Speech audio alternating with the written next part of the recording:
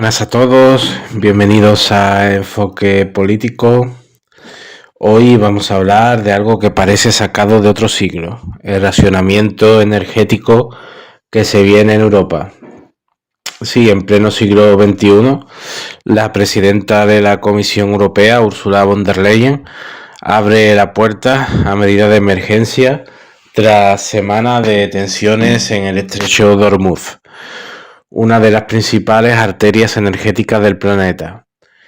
Pero esto no es una crisis natural, dicen que es una crisis política y desde una perspectiva marxista es sobre todo una crisis del modelo capitalista. El estrecho de Hormuz canaliza aproximadamente el 20% del petróleo mundial. Un bloqueo de mes y medio supone una disrupción brutal. Subida inmediata de precios energéticos, riesgo de parones industriales, tensiones en cadenas de suministro.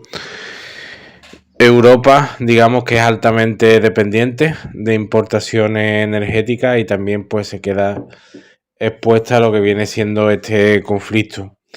Pero aquí viene la clave. Europa ya estaba debilitada antes de la crisis. El conflicto de Ucrania ha tenido consecuencias devastadoras para Europa. Se rompió el suministro del gas ruso, que llegó a cubrir el 40% del consumo europeo. Se procedió a una deslocalización industrial hacia Estados Unidos y Asia por parte de muchas de las industrias que operaban en Europa, principalmente en Alemania. Y además el incremento de los costes energéticos fue brutal para los hogares. La guerra no solo ha sido la guerra ucraniana una tragedia humana, con cientos de miles de muertos y millones de desplazados, sino también un punto de inflexión económico. Gracias a esta guerra, gracias para Estados Unidos, Europa se subordinó a los intereses materiales de la estrategia imperialista estadounidense, ha sacrificado su base industrial en favor de su estrategia militar, como he comentado anteriormente.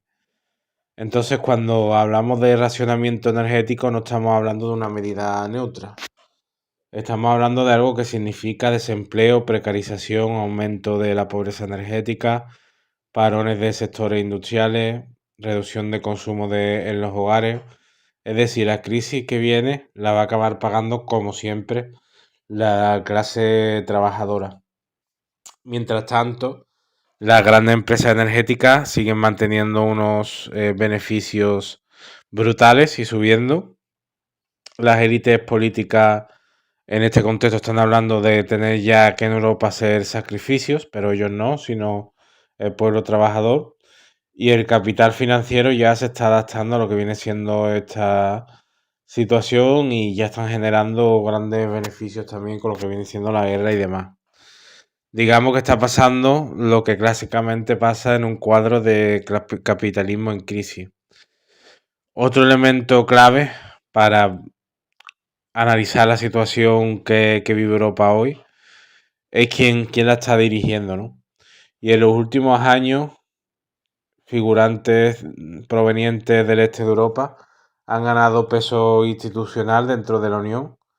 Países del antiguo bloque socialista, integrados hoy en la Unión Europea y en la OTAN, tienen una posición especialmente dura frente a Rusia y están haciendo todo lo posible para que en Ucrania peleen hasta el último ucraniano. El ejemplo de esto es Kaja Kallas, la ministra de Exteriores de la Unión. Esta Kaja Kallas es el ejemplo de una élite con una historia muy concreta. Digamos que cuando llegó el capitalismo, privatizaron masivamente los recursos públicos de estos países.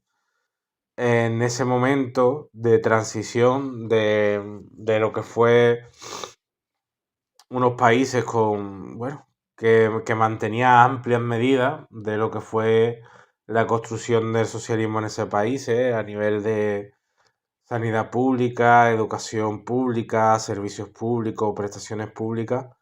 Todo eso en la transición, o gran parte de eso, del socialismo al capitalismo se acabó. Como digo, hubo una privatización masiva de los recursos públicos. ¿Y quiénes se hicieron con esos recursos públicos? Bueno, pues en muchos casos, como es el caso del padre de Casia Claras, una élite que en ese momento estaba dentro de los partidos comunistas segregadores que existían en esos países, y desde ese momento se hicieron los más ricos y los más anticomunistas, las dos cosas a la vez. Esto no es una conspiración simplista, sino un proceso histórico que se dio. Entonces, desde entonces, el gran enemigo de estas élites es Rusia, porque temen muchísimo que el gran oso ruso un día se vengue de la traición que llevaron a cabo en estos países precisamente por parte de estas élites, que en el caso más depravado es el ucraniano, que además, bueno, están nazificadas totalmente alrededor de Zelensky.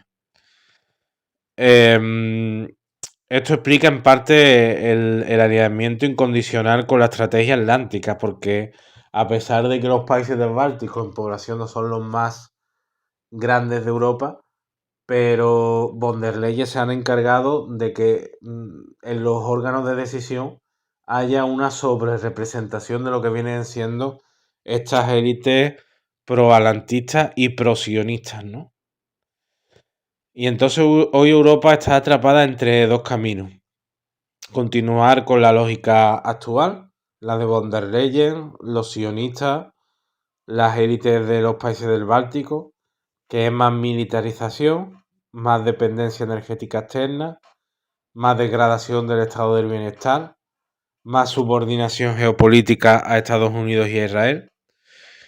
Mientras que hay otro modelo de otra Europa, precisamente de países que llevaban desde antes de la caída de la Unión Soviética, desde dentro de Europa, como por ejemplo está siendo el caso de España, pero también Alemania se está empezando a abrir a ello, que es intentar recuperar la soberanía energética, intentar una recuperación industrial, intentar a través de esto mejorar lo que viene siendo las condiciones materiales de sus poblaciones. Para ello, pues apuestan por unas relaciones económicas más pragmáticas, incluyendo a Rusia y a China en la ecuación. De hecho, hay varios ministros alemanes que ya han hablado de la necesidad de abrir el Nord Stream y volver a entablar relaciones con Rusia, como es el caso de Pistorius. Aquí la pregunta central sería quién está controlando en estos momentos los recursos y para quién se utiliza esos recursos energéticos. El posible racionamiento energético, en este caso, no es solo una medida técnica, sino que es el síntoma de una crisis estructural, una crisis, como digo, geopolítica, energética y una crisis del modelo de producción capitalista. La factura no se reparte de forma equitativa, se socializan las pérdidas y se privatizan los beneficios.